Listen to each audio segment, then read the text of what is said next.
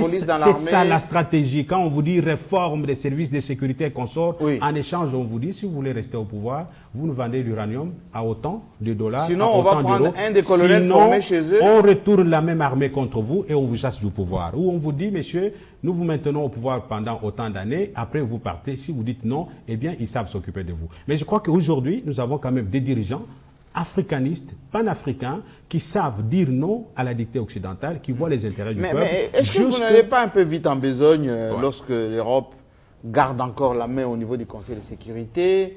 On a vu qu'il suffisait que l'OTAN obtienne cette résolution.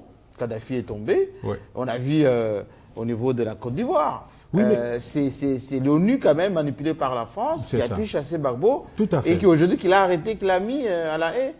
Tout à fait. Qu'est-ce que les Africains ont comme moyen pour peser dans ces lobbying, on va dire, européens? Les Africains ont beaucoup de moyens. D'abord des ressources humaines, l'Afrique en a, des intelligences, l'Afrique en a. Mais ceci donne raison à tous ces savants qui ont écrit sur les États-Unis d'Afrique, comme Kwame Nkrumah, comme Calixte Beyala, tous ces grands qui ont écrit, qui ont émis le vœu de voir l'Afrique s'unir pour faire un bloc face à l'Occident, Lumumba, Cheikh Anta Diop, dans Civilisation ou Barbarie, Anthropologie sans complaisance, un ouvrage de référence, et même les Jean Markela, les penseurs camerounais qui a écrit beaucoup d'ouvrages sur la nécessité d'avoir des États-Unis d'Afrique, mais c'est toujours l'Occident qui a toujours divisé les dirigeants africains, qui a toujours déstabilisé l'Afrique pour que l'Afrique ne conçue pas une fois. Vous savez, Kadhafi avait un projet ambitieux, non seulement pour thématiser, problématiser et systématiser l'idée de Cheikh Anta Diop et de Kwame Nkrumah pour les États-Unis d'Afrique, mais également, il mettait au point un satellite africain. Et pourquoi il n'est pas pleuré par les Africains, y compris les intellectuels? Oui, à cause de ses ambitions, il a été effacé avec la complicité de certains pays africains qui sont des lèche-bottes de l'Occident, permettez-moi l'expression. Et c'est dommage que l'Afrique se caractérise de cette façon. Nous estimons que la génération à venir des dirigeants africains, que nous appelons de tous nos voeux, pourra bien sûr constituer un contrepoids face à l'Occident pour pouvoir construire une Afrique forte, capable de dire non, capable de fixer elle-même les prix de ses matières premières au lieu d'être toujours à la fin de l'Occident. Harold Badibanga, lorsqu'il y a des sommets, souvent en Europe, il y a toujours ce qu'on appelle les contre-sommets, et où il y a la société civile qui essaye de peser pour dénoncer les thématiques qui sont développées là-bas. À Bruxelles, on n'a rien vu de tout cela. Parce que l'explication, quand on lit les spécialistes, c'est on a aussi phagocyté la société civile africaine. La plupart de nos ONG bénéficient des subventions de l'Union européenne et ils sont incapables de peser dans des contre-sommets. Jean-Marie Kassan, voilà, vous posez une réponse et non une question. Nous savons que la société civile est multidimensionnellement plurielle. C'est pour ça qu'on leur donne souvent des médailles. Les organisations non gouvernementales, les ONG, soi-disant défense le droit de l'homme, vous vous rendrez même compte que lorsqu'il s'agit de financer une ONG ou une organisation non gouvernementale, je ne sais pas moi, évoluant dans quel secteur, vous vous rendez compte qu'un gouvernement français, espagnol ou quoi, finance un petit projet là de ramassage de sachets à la hauteur de 70 millions de dollars américains. Mais qui n'arrive même pas. Mais lorsqu'il s'agit de financer un gouvernement africain, on amène des ordinateurs. C'est 5 millions avec plusieurs caméras, plusieurs lunettes de suivi. Donc, avec tout le respect que j'ai pour cette société civile que j'ai toujours qualifiée de politisée, de politiseuse, même des ONG, je préfère ne pas m'attarder là-dessus dans la mesure où ce qui s'est passé tout récemment en Europe comme comédie m'intéresse beaucoup plus par rapport à l'avenir et de l'Afrique et du Congo. De prime abord, je tiens à féliciter tous les présidents africains qui ne sont pas allés, qui ont compris que l'avenir de l'Afrique se joue en Afrique d'abord, le reste après. On peut ne pas y aller. Mais ils ne sont pas épinglés, non? On ne va pas les invectiver parce épinglés que Sékou Touré narguer des Gaules comme ceci, et on a vu comment la Guinée s'est terminée. Ils seront épinglés, mais nous nous en foutons dans la mesure où ils sont du côté de la vérité. Ça, c'est de un.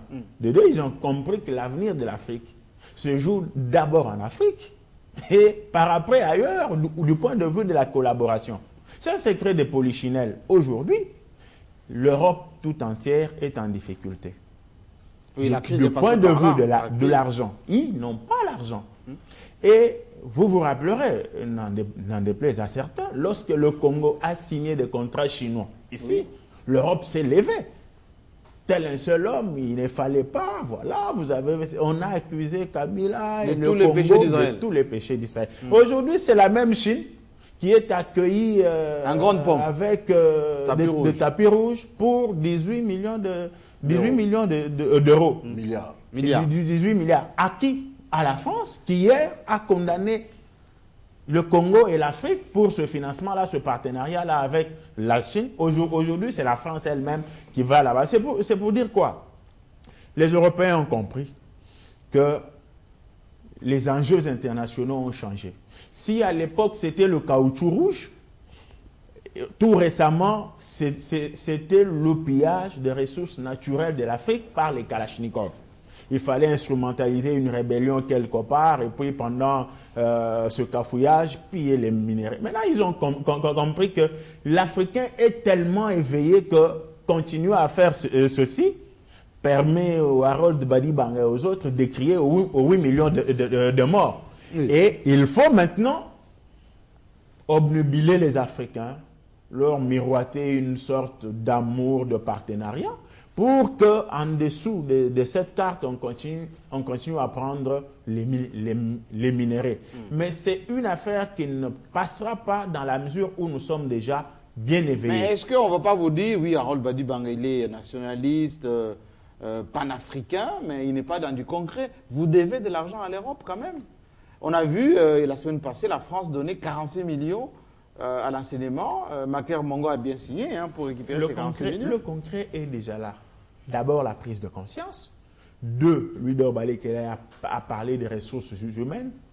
3, l'intelligence. Le Mauritanien, le président en exercice de l'UA, a même dit nous devons mettre fin à ce partenariat-là du point de vue de l'aide financière. Nous devons désormais traiter d'égal à égal. Moi, j'aurais aimé que lorsque, et d'ailleurs en relation internationale, c'est un principe sacro-saint. Lorsque nous avons des problèmes, nous avons des contrats à signer avec un pays, allons-y de pays à pays. Au nom de quoi nous devons être convoqués tel un État auprès de la France, auprès de l'Union européenne, auprès de la Chine.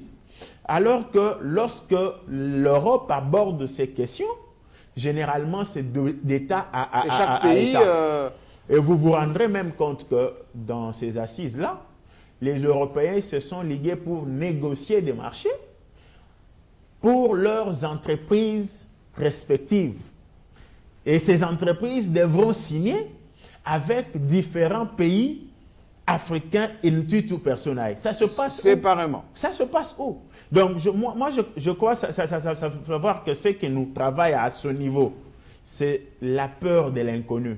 Surtout nous, les Bantous, tels que Père Tempel ça dit, nous avons la peur de l'inconnu. Oui. Nous, on va nous massacrer. Non, non, ça ne va pas te tenir.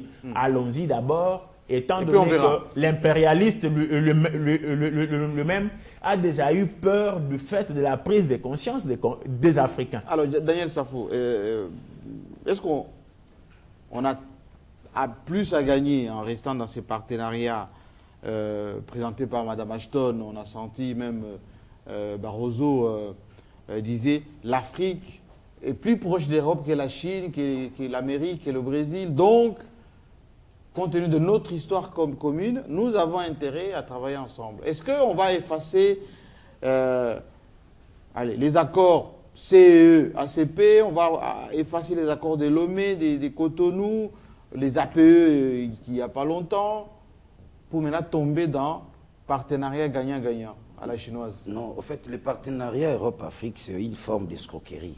Comment ça? Personne ne va me contredire, ça je crois. Il y a 4 ans, l'ambassadeur allemand m'a donné raison.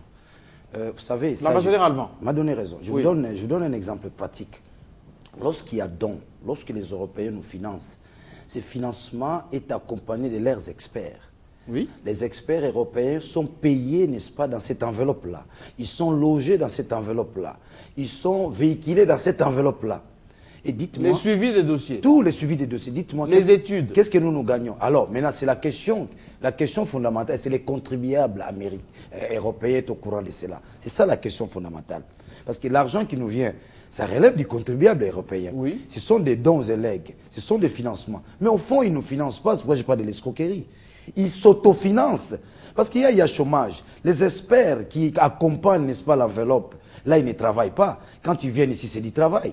Donc, c'est-à-dire, ils créent l'emploi, n'est-ce pas, en trompant les Africains. Mais pourquoi les Africains, ils ne dénoncent pas ça? Est-ce que c'est... Oui, vous allez parler. Oui. Mais pourquoi les Africains, ils constatent bien que... Vous parlez de l'escroquerie, moi je vais parler de l'usage intelligent de leurs propres fonds. De la ruse. Voilà.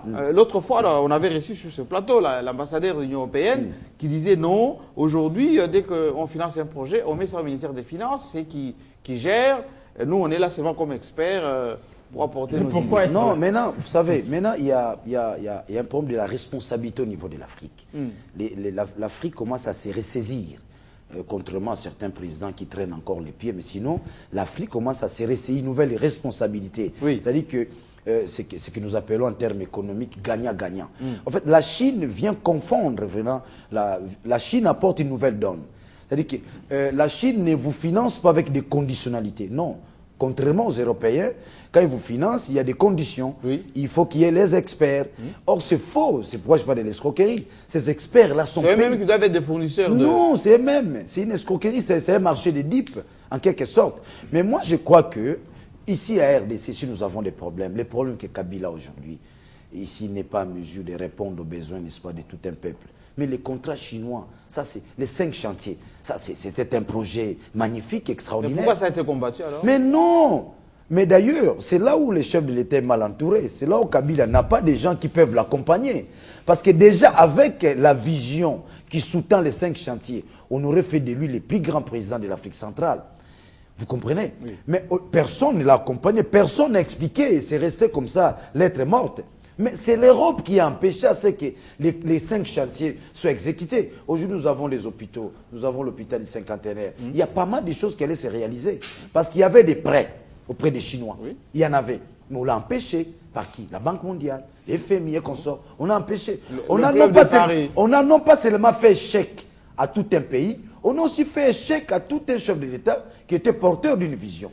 Et vous verrez en 2011, il a été moins voté. C'est là où les problèmes continuent à se poser. Qui a été voté? Kabila, Tshisekedi, Kamere. Parce qu'au fait, son projet n'a pas été exécuté en tant que tel, empêché dans la mesure où il devait démarrer avec les la prise Européens. de conscience dont parlait tout à l'heure... Attendez, vous allez continuer. La prise de conscience dont parlait tout à l'heure, Harold Badibanga, disant, oui, les Européens ne peuvent plus nous bluffer comme avant, avec des concepts un peu rocambolesques. Il faut maintenant que nous-mêmes, nous nous prenions en charge, comme disait Sangara. Mais, vous dites, les contrats chinois devaient apporter des solutions. Pourquoi les Congolais ne se sont pas appropriés cette lutte-là? Oui, bon, c'est ça, c'est aussi un problème de culture. Vous savez, j'aimerais parce qu'on a vu même certains députés combattre les contrats chinois. Non, on a vu des politiciens de premier rang combattre les contrats chinois. C'est l'erreur de la famille politique et c'est l'erreur de ceux qui ont pris l'engagement de ce contrat chinois. Les contrats chinois, jusqu'à preuve du contraire, apparaissaient comme une démarche occultée. On ne nous expliquait pas davantage. Même, il y avait moins d'explications là-dessus. Ce qui fait que, et même la famille politique du chef de l'État, et l'opposition, et les peuples congolais, nous étions occultés, on n'en saisissait pas du tout. Et d'ailleurs, normalement, quand Kabila accepte de signer avec les Chinois, c'était sa mort. C'était sa mort, il signait son certificat de décès. Vous comprenez? Mais le peuple devait l'accompagner. Oui. Mais un peuple ne peut accompagner un leader ou un porteur d'une vision si le peuple est éclairé. Si le porteur de la vision est aussi à mesure d'expliquer au peuple. Oui. Mais j'en arrive au moins. J'aimerais partir de Martien Towa, philosophe camerounais. Martien Towa donne la solution là-dessus. Il ne parle pas du développement, il parle comment nous, Africains, on peut réduire l'écart entre l'Afrique et l'Occident. C'est l'intelligence, c'est la formation. Il fait même appel aux dirigeants. Nous devons envoyer nos jeunes pénétrer la magie occidentale, l'intelligence occidentale, pour enfin réduire l'écart entre l'Europe et l'Afrique. Mais quand vous allez là-bas, on vous phagocyte et vous devenez le propre... Non, cet écart peut se réduire déjà avec la montée des puissances de la Chine. La Chine ne vient pas avec la conditionnalité. Mais l'Europe a compris. L'Europe a compris, laisser l'Afrique aller vers la Chine, nous allons perdre. Il y a le chômage en Europe aujourd'hui. Et vous remarquerez, n'est-ce pas, dans ces parties,